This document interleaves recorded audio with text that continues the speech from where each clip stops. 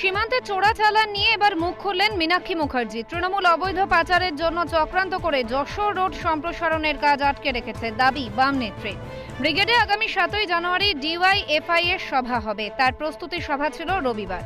বনগাঁ মতিগঞ্জে এদিনের সভায় উপস্থিত ছিলেন বাম নেত্রী মীনাক্ষী মুখার্জি।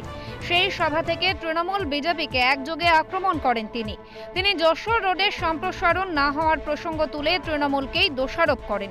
যশোর রোড সম্প্রসারণ করলে পেন্সিডিল সিরাপ, গরু পাচার, চোরাচালান বন্ধ হয়ে যাবে, তাই যশোর রোডকে ছোট করে রাখতে হবে। সেজন্য মমতা ব্যানার্জি যশোর রোড সম্প্রসারণের বিরোধিতায় লড়াই করেছিলেন।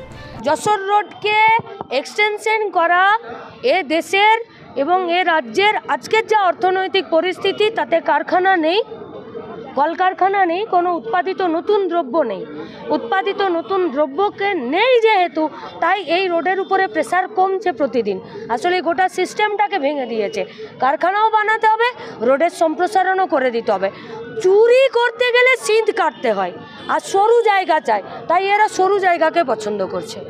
যশোর রোড সম্প্রসারণ প্রসঙ্গে বিশ্বজিৎ বলেন, ও বাচ্চা মেয়ে কিছুই জানেন না। যশোর রোড সম্প্রসারণ পশ্চিমবঙ্গ সরকারের এখতিয়ারে নেই।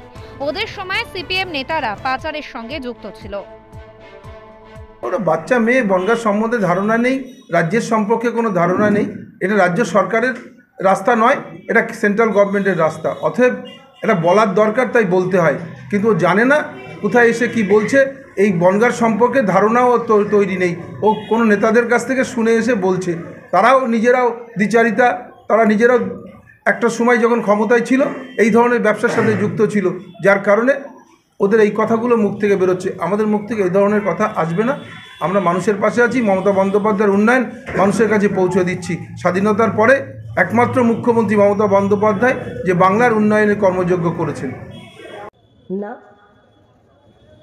এখান থেকে 21 কিলোমিটার দূরে আমাদের জেলার নেতা রাতুলের বাড়ি।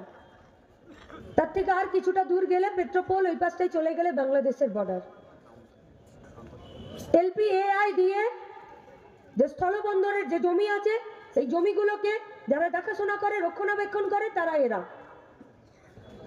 এই স্থলবন্দর দিয়ে বাংলাদেশের সব থেকে বেশি ট্রেডের লাইন হলো এটা।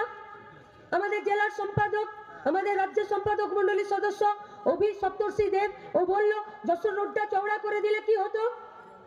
যশোর রোডটা যদি চওড়া করে দিত, তাহলে আরো কম সময়ে আরো বেশি গাড়ি ট্রেড করে, ব্যবসা করে বাংলাদেশের সাথে ভারতবর্ষের সম্পর্ককে আরো একটু বিজনেসের দিক থেকে, অর্থনৈতিক দিক থেকে বাড়াতে পারত।